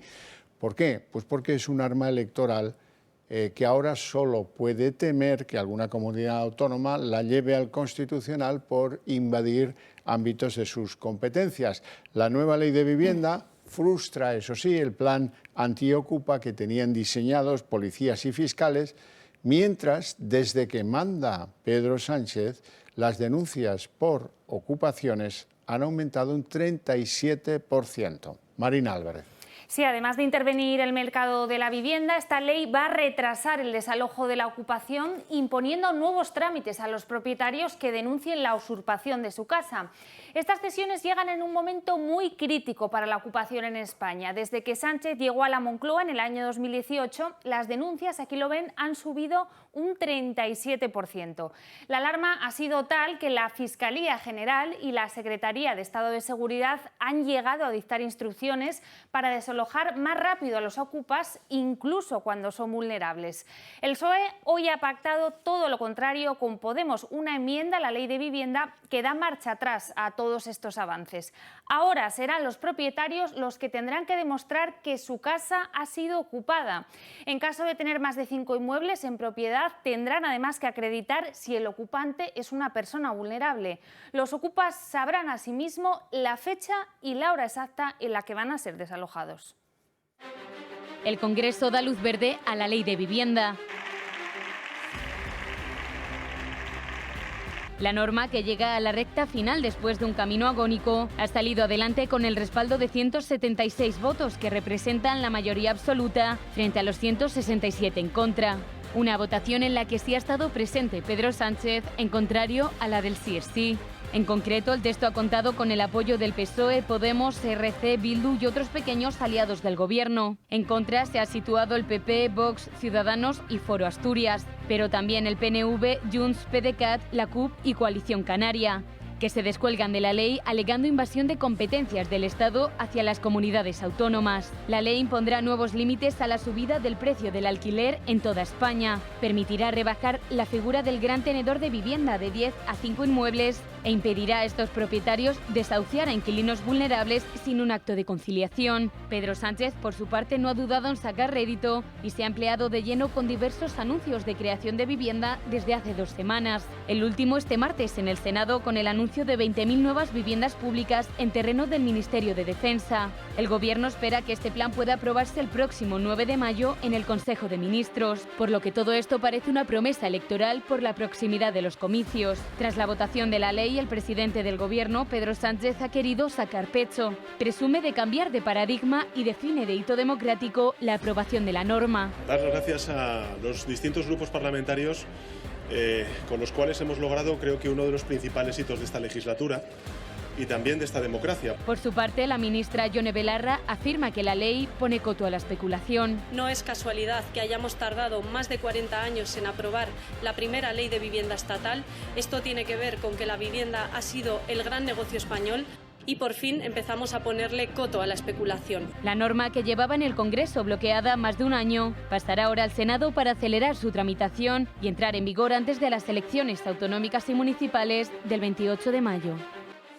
La ley talismán de Pedro Sánchez de cara a las elecciones del 28 de mayo tiene 2 aspectos fundamentales que despiertan la crítica y la incontenible insatisfacción de los propietarios de viviendas de alquiler. Por un lado, el tope a los alquileres. Dicen los expertos que no hay lugar donde se hayan impuesto topes de alquileres, aquí ya los llevábamos arrastrando y ahora se perpetuarán, en el que no se haya producido una reducción del parque de viviendas de alquiler. En segundo lugar, esta ley toma partido claramente a favor de los ocupas y en contra de los derechos de los propietarios. Vamos a conocer a fondo los efectos que produce esta ley. A un mes de elecciones municipales y autonómicas, el Gobierno pisa el acelerador en una de las principales preocupaciones de los españoles. Este Gobierno ha situado a la vivienda, a la política de vivienda, como una de sus principales prioridades.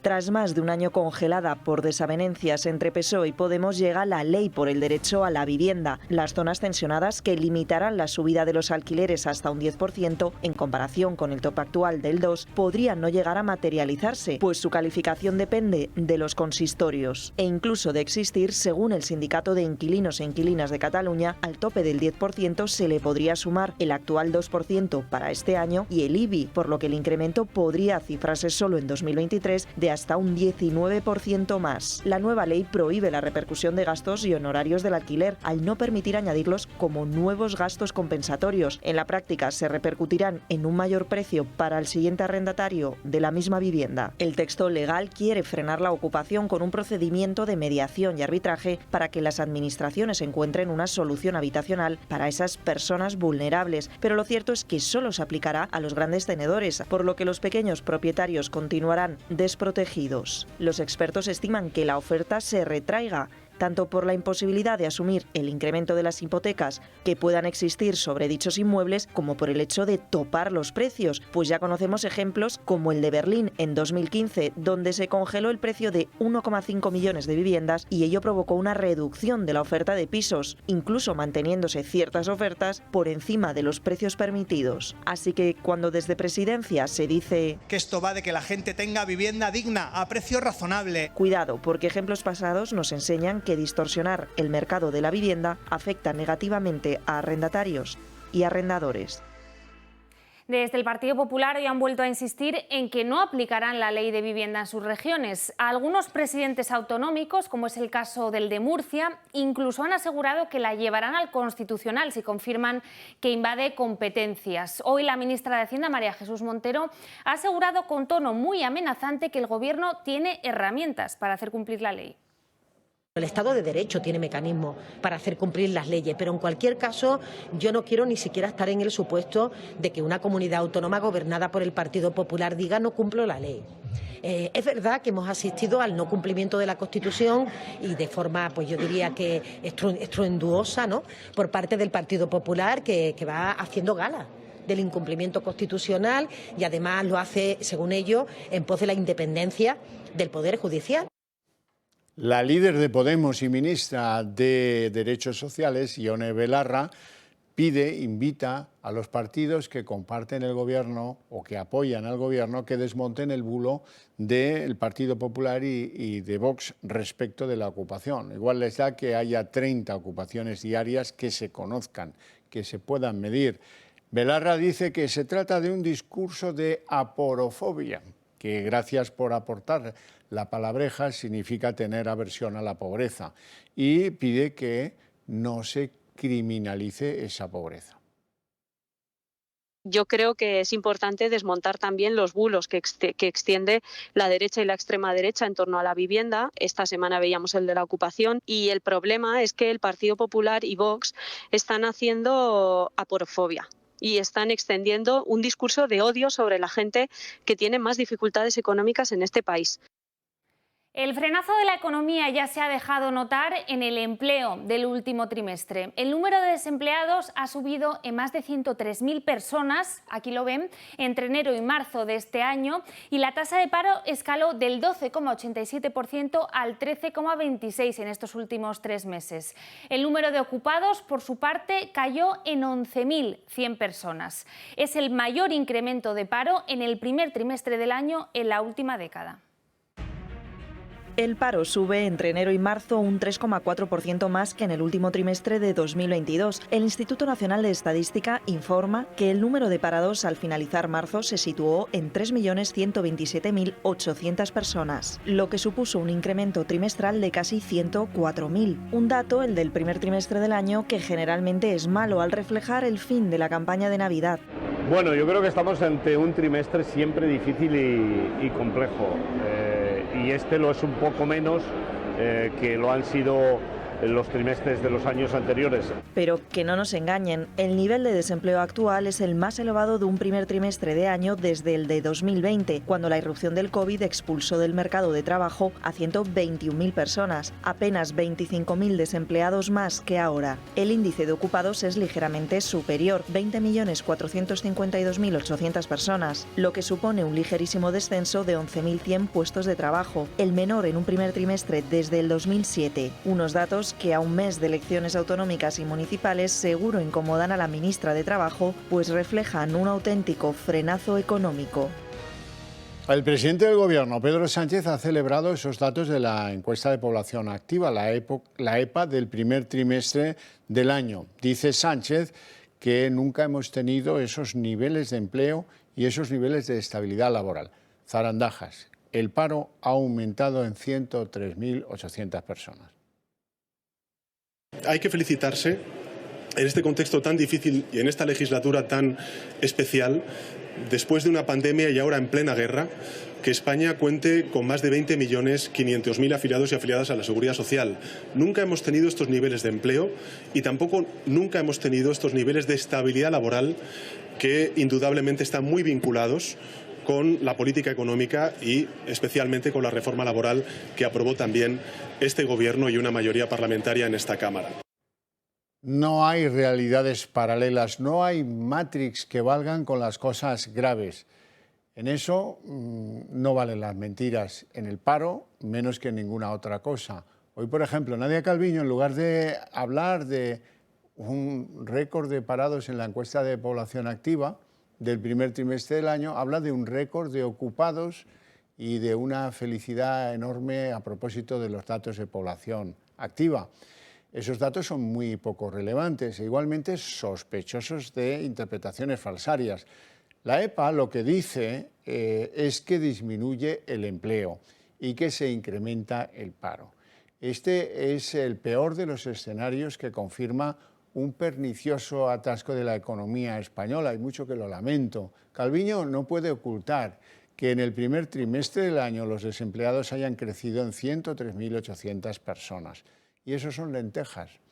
O que el desempleo afecte, como saben, pues a un porcentaje, el 13,26% de la población activa, que es mucho afectar.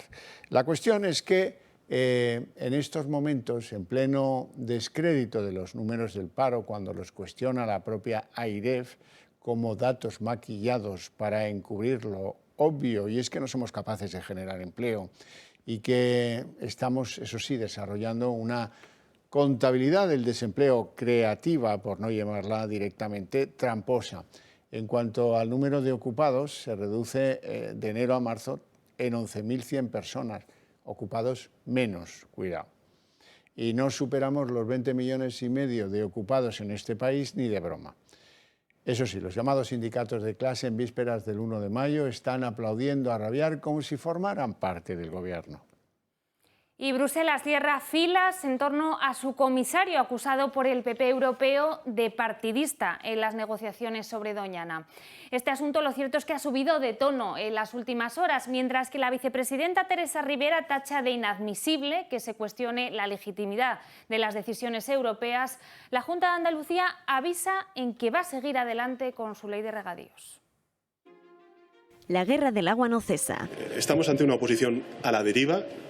No hay liderazgo dentro del Partido Popular. Doñana sigue ocupando la agenda del día en la Moncloa. Y lo que le recordaría al Partido Popular es que las leyes se cumplen en nuestro país, que las sentencias judiciales europeas sobre Doñana se acatan y que la reputación de España se defiende. Y la bronca entre el Partido Popular y la Comisión Europea no han hecho más que caldear un ambiente incierto y desagradable para la política comunitaria. Las declaraciones del líder de los populares en Europa, Manfred Weber, acusando al comisario de Medio Ambiente comunitario de hacer campaña por Sánchez, han levantado ampollas primero con la propia presidenta de la Comisión Europea, Ursula von der Leyen, que respalda a su comisario, y entre los socialistas.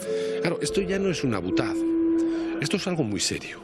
Esto es un partido Popular convertido en un movimiento antisistema. Cuando uno cree haberlo visto todo, ¿por qué cuestionar ya a la propia Comisión Europea en relación con sus pronunciamientos? Es como justamente poner en solfa lo que es el proyecto colectivo de construcción de Europa. Pero también entre los socios de la coalición de Sánchez de Unidas Podemos, que tildan de ridícula a la Junta y le acusan de dejar de lado un problema que es ecológico y social. La vicepresidenta tercera y ministra para la Transición Ecológica, Teresa Rivera, insta a la Junta de Moreno Bonilla a ser responsable y retirar su plan para Doñana. Creo que nos corresponde ser responsables en el ejercicio de nuestras obligaciones y evidentemente en el cumplimiento del derecho comunitario y de las sentencias del Tribunal de Justicia, pero creo que no podemos incrementar la pila de problemas yendo en una dirección que honestamente no tiene salida, no tiene recorrido. Algo que ha tenido una dura respuesta por parte del PP andaluz. Si el gobierno de Sánchez está distraído solo en las elecciones, el Estado, lamentablemente, ni está ni se le espera para luchar contra la sequía y para abordar soluciones a la sequía. Solo está volcado en el insulto y el ataque a Andalucía. E insisten los de Moreno Bonilla que ni el Partido Socialista ni Sánchez se hayan preocupado nunca por Doñana y que si ahora lo hacen es por puro interés electoral. Queda un mes y un día justo para las elecciones de mayo y ya va ganando fuerza esa opción del vuelco electoral en varias comunidades. Una de ellas es Valencia. Según una encuesta de Sigma 2 para Antena 3, Carlos Mazón, el candidato popular, podría desbancar al PSOE de la presidencia. El PP lograría casi el doble de escaños que en 2019, aunque eso sí necesitaría a Vox para alcanzar esa ansiada mayoría absoluta. Parece que los últimos escándalos han hecho mella en el gobierno de Ximo Puig. Aunque el PSOE se mantiene estable respecto a 2019, la caída de Compromís y de Podemos complicarían una revalidación del Pacto del Botánic. Y otro titular que nos dejan hoy las encuestas es la posible victoria de Carolina Darias en Las Palmas de Gran Canaria. La exministra de Sanidad obtendría una ventaja de 2 puntos respecto al Partido Popular en ese ayuntamiento y podría gobernar fácilmente con el apoyo de Podemos. Otra novedad es que Vox entraría en este ayuntamiento con 1 o 2 concejales y Ciudadanos se quedaría fuera. Bueno, y las expectativas de Unidas Podemos, pues no son nada favorables. Las encuestas van reproduciendo un esquema tanto para las elecciones del 28 de mayo como para las elecciones generales, en el cual poco importa si hay que sumar con sumar, porque los números lo que dicen es que caen los escaños de aquellos en las generales 35 que obtuvieron, se quedarían en apenas 25. Así que no vienen buenos momentos para la ultraizquierda en nuestro país. La Moncloa es un objetivo para Yolanda Díaz.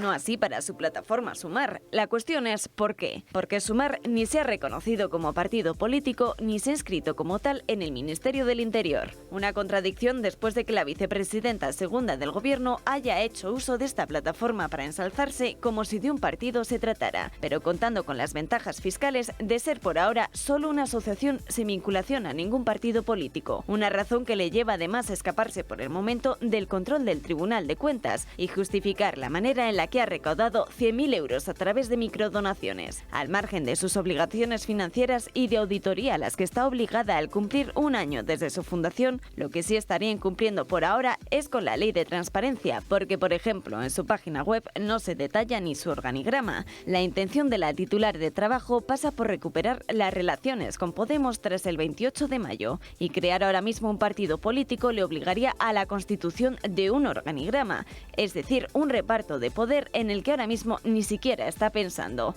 al menos hasta ver si la formación morada se hunde en los próximos comicios. Es más, es posible que Podemos incluso se quede a las puertas de la propia Asamblea de Madrid. Según las encuestas, Sumar se hace con una parte importante de Podemos en caso de ir por separado en unas generales. Sin embargo, juntos no llegarían ni a sumar los 35 escaños que por contra sí que consiguió Podemos en las pasadas elecciones generales de 2019. Y además Televisión Española se ha visto obligada a cancelar el debate entre los candidatos de Castilla y La Mancha después de que Emiliano García Paje declinase participar en él.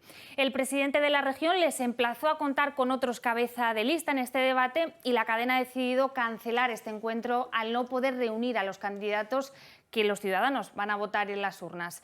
Las encuestas, lo cierto es que apuntan a que Paje volvería a ganar las elecciones, aunque perdería la mayoría absoluta. De momento no ha trascendido el motivo de su ausencia en este debate. Juan Lobato, el candidato socialista para la Comunidad de Madrid, es un hombre optimista, lo atestigua día a día. Dice que los socialistas van a tener en la comunidad de Ayuso 80 alcaldes, 80. Y no habrá que recordar que en 2015 los socialistas se hundieron y tenían la mitad de esos escaños. Luego han progresado un poco, es verdad, pero doblarlo de lo que fue la debacle del 2015 resulta bastante complejo. En 2015 teníamos 40 alcaldías, en 2019 60, en 2023 80. Pero no te puedo decir dónde, porque si te digo dónde, los que no he dicho se van a enfadar conmigo. Y soy el secretario general de todos los socialistas de Madrid. Y un ataque cibernético a una fundación del Gobierno podría revelar información clave del caso Mediador. Se trata de la Fundación Iberoamericana, presidida por Nadia Calviño, y en el punto de mira por contratar con empresas vinculadas a la trama del Tito Berni. El volumen de información de este caso va creciendo por días. La juez ha solicitado refuerzos ante la sobrecarga de trabajo y las filtraciones a la prensa. A la juez del caso Mediador no le da la vida. Tanto es así que se ha visto obligada a pedir ayuda. Solicita un instructor y un funcionario para que se hagan cargo del resto de temas que lleva el juzgado ante el volumen de trabajo que supone la trama. Además, hace tan solo 2 días, la juez pidió al coronel jefe de la Comandancia de la Guardia Civil de Gran Canaria que aporte los documentos originales de las inspecciones tramitadas por el Seprona desde 2019 hasta la actualidad. Todo ello porque, tal y como aseguró el mediador, el general retirado Espinosa Navas utilizaba su posición privilegiada para enviar al Seprona varias ganaderías con el fin de presionarlos a pagar a la trama. Y entre tanto, hoy hemos conocido que la Fundación Iberoamericana ligada al caso del Tito Berni ha sufrido un ataque cibernético. Unos ataques que parecen estar muy de moda en Moncloa. Pero lo que resulta llamativo es que justamente esta entidad dependiente del gobierno de Pedro Sánchez alberga información clave en la investigación del caso. Caso que se centra ahora en posibles delitos de pertenencia a grupo criminal, cohecho, tráfico de influencias, falsedad documental e incluso blanqueo entre los empresarios, el mediador y los altos cargos implicados. Uno de ellos, el Tito Berni, diputado socialista en el Congreso hasta hace apenas 3 meses. Por lo que todo apunta a que a tan solo un mes de las elecciones autonómicas y municipales, el PSOE se ve cada vez más acorralado y se desvive por calmar las aguas. 2 personas han fallecido esta mañana en Madrid consecuencia de un atropello, de haber sido arrolladas por un vehículo que era perseguido por la Guardia Civil. También hay heridos en este incidente. El conductor, que era un personaje con antecedentes penales, se ha entregado a la policía hace apenas 1 hora. Y hay otros 2 más que han sido detenidos. Vamos a escuchar lo que dicen algunos de los testigos de este sangriento asunto. Iba en el autobús cuando de repente he oído a una señora ¡ay, ay, ay, ay, ay! Un coche súper rápido ha pasado y he oído un golpe. Y de repente he visto volar algo y claro, con tan mala fortuna de que era un hombre que estaba pasando en verde con su esposa, con tan mala suerte de que el hombre había fallecido en el acto porque se había dado un golpe en la cara. Y el coche seguía bajando, haciendo S por el Paseo de Extremadura a 140, 150. Y adiós a las llamadas comerciales eternas. El Congreso ha aprobado hoy una ley, la primera, que limita las esperas telefónicas a 3 minutos y que prohíbe la atención robótica cuando el cliente así lo solicite. Las empresas suministradoras de luz, de agua y de gas deberán además dar un plazo estimado para la reparación del servicio en un máximo de 2 horas y también va a haber garantías para la atención a personas vulnerables y con discapacidad. Y cientos de personas llevan ya días haciendo colas para el concierto de Bruce Springsteen este viernes en Barcelona. El rockero dará 2 únicos conciertos en nuestro país el viernes y el domingo, que van a contar además con la presencia del expresidente de Estados Unidos, Barack Obama, de su mujer Michelle Obama y del director de cine Steven Spielberg. A sus 73 años, Bruce Springsteen sigue movilizando a miles de personas allá por donde va. Y hasta aquí el día en 30 minutos. Les deseamos una feliz noche, sobre todo a los que decidan compartirla con nosotros en ese Gato de Torrevieja. Eso es, no se lo pueden perder en directo desde la ciudad de Torrevieja y nosotros volvemos mañana con toda la información aquí a las 7:30. Hasta mañana.